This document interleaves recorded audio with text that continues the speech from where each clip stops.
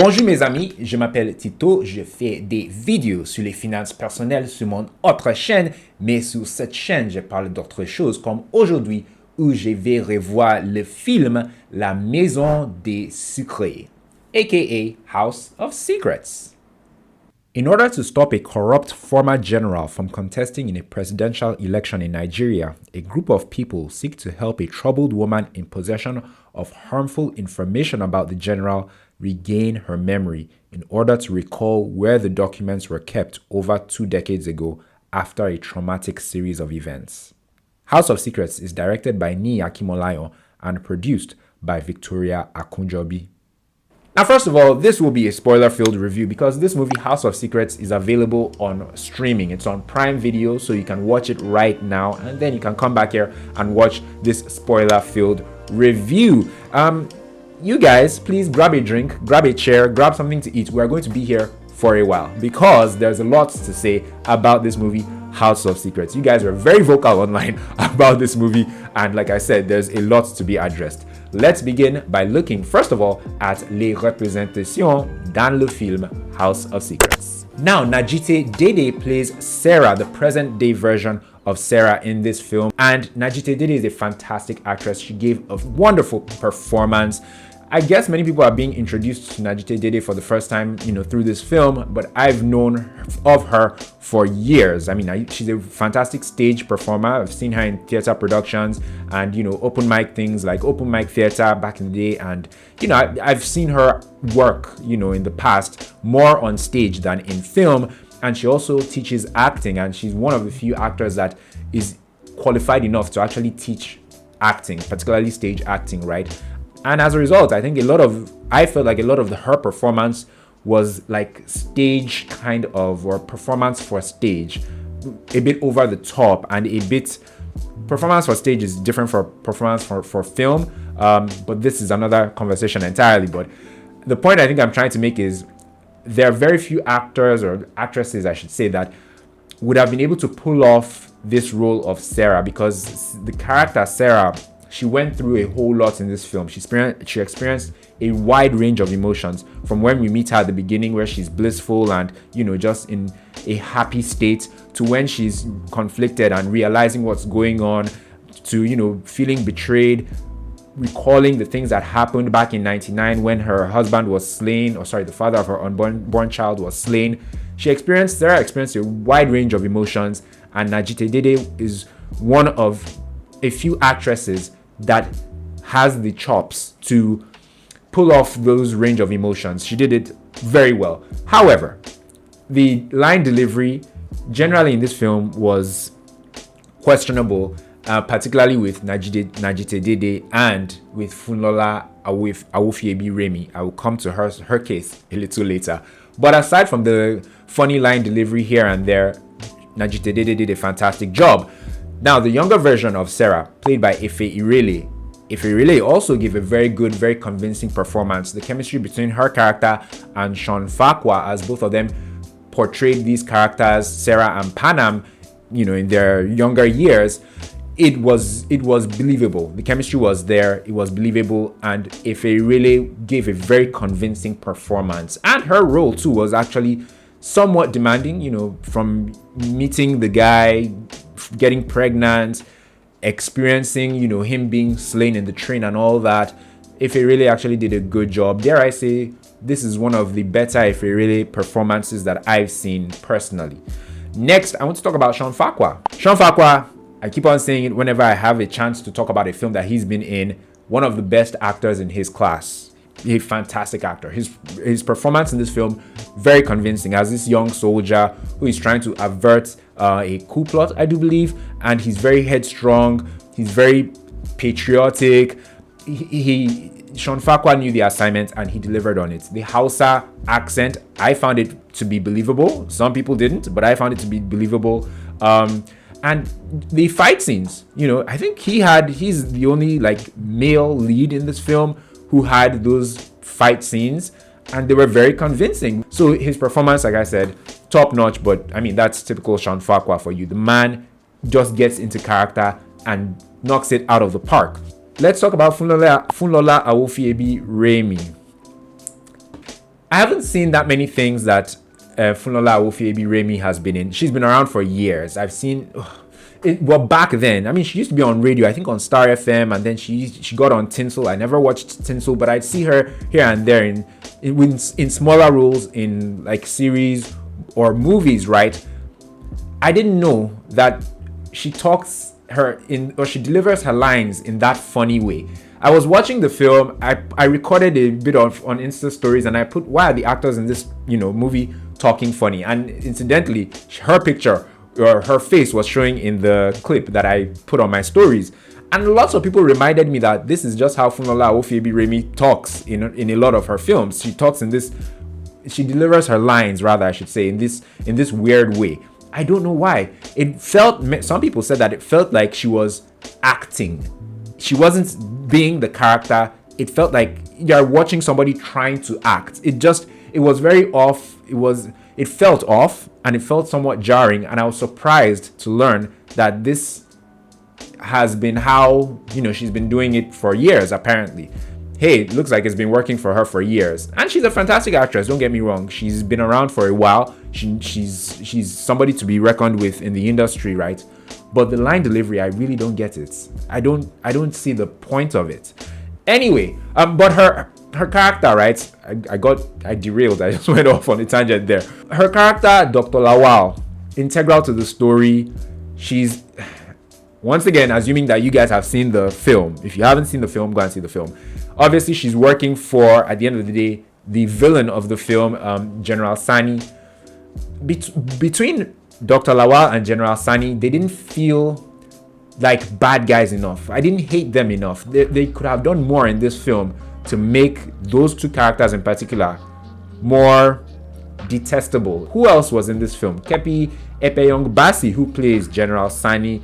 He didn't have too many scenes, and like I just said, he didn't seem despicable. Because of that, his performance didn't really shine through, especially in that last scene of his where he falls off the stage. There are other actors in this film, like I said, Bubemi, Ejeye, Tai Arimoro, who I mentioned earlier, Emeka Nwaborocha. I will mention him later on in this review. Ce que j'ai aimé. I liked that they dared to try and tell a different kind of story with this film. This film was different from the types of things we typically see on a weekly basis from Nollywood. You don't see films that have this deep a story, right? Or tell it from this kind of unique perspective. So kudos to them for that. They dared to be different, and I think they succeeded at it. Secondly, the creativity. They did employ a lot of creativity. They used the creative license, or their creative license, in this film, and that showed in terms of things like the camera angles. I loved the overhead shots, even them also trying to employ the film noir style, particularly with the black and white scenes. That was good as well. Trying to do things in the train station and the train as well. That, showed a level of creativity. Creativity was not in short supply in this film. Yeah, so kudos to them for that. I also liked the that they developed or created custom sets for several things. For example, the room where they were holding Sarah in the beginning, custom set. I think the home of Panam and Sarah in their younger years in 99, that was a custom set. The post office, custom built set as well. So the custom built sets were cool. What else was good about this film? The use of flashbacks. It wasn't too jarring, it had its place, and it made sense when they moved from present to the past. And the black and white, on one hand, it would let you know when they were talking about the past, or referring to situations or happenings from the past. But on the other hand, the black and whites didn't seem appropriate for 1999. Yeah, the fight scene, like I mentioned earlier, the fight scene, I liked it. It wasn't tacky. Shawn Faqua delivered when he kicked those guys' butts in the train station, when he got into it in the train with those officers, but he eventually lost that fight. And the fight he had in his living room with Tai Arimoro's character, they were good enough for Nollywood. I thought of the effort or the training and choreography that went into all that. So kudos to them for that.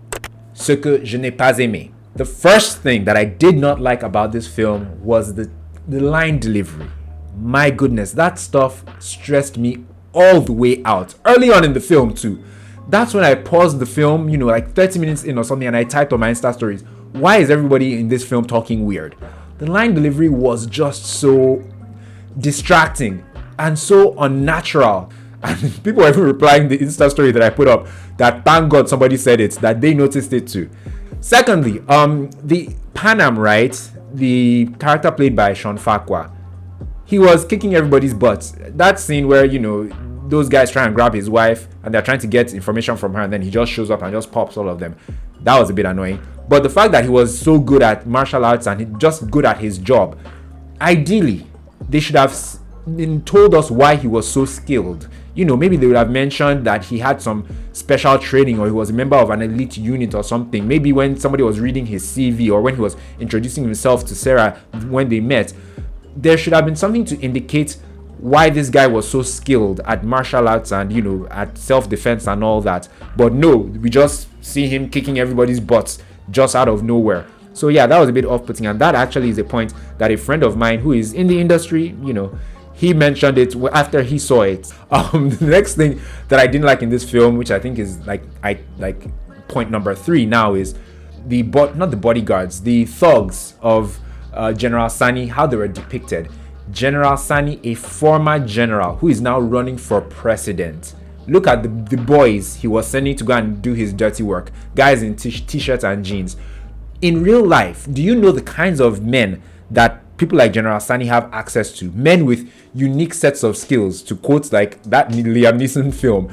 People that look the part and that are very dangerous, but instead General Sani is sending these boys to go and that don't know how to do anything but just to burn down people's houses and offices. Coming to General Sani was not a strong enough villain in this film. There was a lot going on in this film. All this tension about these documents that Sarah hid years ago, because they don't want this particular person to win the election.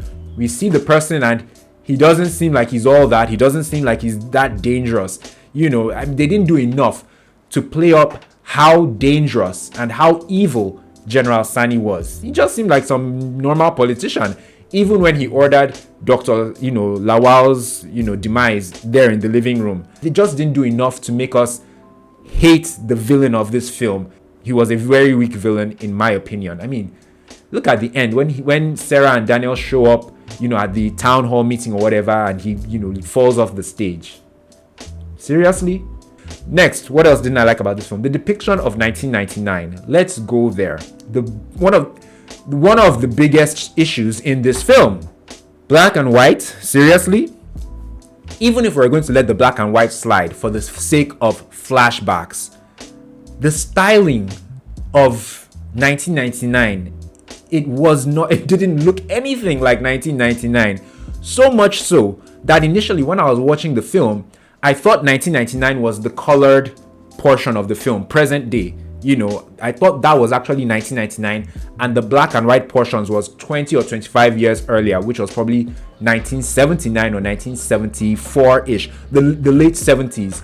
That's what I thought initially, until I think the scene where Dr. Lawal was, interviewing Daniel for the first time for him to join the NGO, and she referenced 1999. So I was like, hold up, you mean what we're seeing now is not 1999? This is like present day 2023, and the black and white scenes that we're seeing was 99? Come on. Coming back to the styling and the production design of their so-called 1999, from the outfits that Sarah and the woman that was played by Henshaw, I can't remember her name now, the outfits that they were wearing in those black and white scenes, the hairstyles, the set pieces, none of that stuff looked like 1999, for goodness sake. It was not giving 1999. That was extremely problematic, and like I said, probably the most problematic thing of this film. The final thing that I'll talk about regarding the things I did not like about this film. Lots of implausible scenarios and situations. For example, something I almost mentioned earlier, Sarah leaving her room and wandering off into the streets and just leaving that facility, and then the following morning everyone was looking for Sarah. How? You're keeping someone under observation hoping that she remembers some vital information in this building, how does she just wander off? If at all I was willing to excuse that, this next thing I'm about to mention, I felt insulted as an audience member, as somebody watching this film. The scene where Daniel runs into a burning house, a burning building, to go and retrieve documents in a room and in a building that he's never been into before, that is on fire. I cannot explain to you guys how insulted and how livid I felt when that happened. First of all, they were just casually standing around talking in front of a burning building. And Daniel, who is standing quite a distance from where Mrs. Eckert, I believe her name was, and his mother, Sarah, where they were talking, and she reveals that it's hidden, the documents are hidden behind a wall in her room. He wasn't close enough to have heard that. First of all, he hears it, there's that, then he hears it, and he runs into the burning house that he's never been inside before, and he locates a hidden document. I don't even know where to begin. I don't know where to begin with that. That was the last straw. It was only for the purpose of this review that I finished that movie. If not, that would have been where I ended that film. And then, like, the final scene, like I mentioned earlier, where Daniel and his mother Sarah go to the town hall. They just waltz into a town hall or like a campaign meeting where somebody who is running for president is speaking, and he sees them. How they're so irrelevant in the scheme of things that he should not have been that bothered seeing them. That's if he even recognized who they were. He shouldn't have recognized who they were. They shouldn't have even gotten access to that town hall meeting or that campaign rally. And when he saw them, he shouldn't have been that moved to the extent that he supposedly fell off the stage and hurt himself. If they really wanted to do it well, he should have just paused, in the middle of his speech, looked at them, had a worried look, and continued. And then, that would have been sufficient for us to know that the jig is up, so to speak. But instead, they did that whole tacky thing with him falling off the stage. There was just an imbalance between what Sarah had against General Sani and who General Sani ideally should have been. Somebody that is a former general running for president in a country like Nigeria, and then you just have like some 20-year-old documents to have against him to ruin his chances for winning the election. Seriously? In conclusion, these guys made a simple story unnecessarily complex. And like some people told me actually in my DMs, this movie felt somewhat pretentious. It felt like something that the writer or the developer of the story saw somewhere and tried to replicate. To be honest, that happens all the time, especially in film. So I can't blame them too much for that, but I did see the point. It felt like something that someone saw somewhere and tried to adapt for Nigeria. Did it work? Kind of did, to be honest, because it flew and it made it different. It was nice, it was different, it was creative in that regard. But in the execution, the little details here and there, that was enough to ruin it for certain people. So yeah, I guess it's time for me to rate this film, House of Secrets. I rate this movie 2.5 plates of jollof. Yeah, a 2.5. Surprise, right? So am I. I mean, on the creativity and Shawn Faqua and them just telling us a different type of story. This is something different from the things I've been seeing, all year, in Nollywood. So based on that, that's what that 0.5 is for. If not, they would have just gotten the normal 2 that I tend to give. I tend to give films around here. Guys, if you enjoyed this review of House of Secrets, please like it by clicking on the like button just underneath the video, and subscribe to my channel as well by clicking on the black subscribe button. On this channel, I don't just do Nollywood movie reviews, I also talk about relationships, and now I also have a podcast on the channel called the 30-Minute Podcast. To check any of those things out, you can click the card in the corner of the screen, or you can check the description box down below for the appropriate links to all those things. I'm particularly excited about my podcast. I really want you guys to check it out. I will be uploading new episodes every Wednesday, the audio version rather, but on the weekends I will upload the video version of the podcast because it's a video podcast. Thank you guys so much for watching. For the final time, if you've seen House of Secrets, please let me know what you thought about it in the comment section down below. Remember to also please check out my review of Love, Lust, and Other Things, which came out this weekend as well in cinemas, and look out for my content around LOL Nigeria, the first unscripted reality show on Prime Video from Africa. Thanks once again, guys. Like, subscribe, share, check out all the things I referenced, and I will see you in the next one. Take care.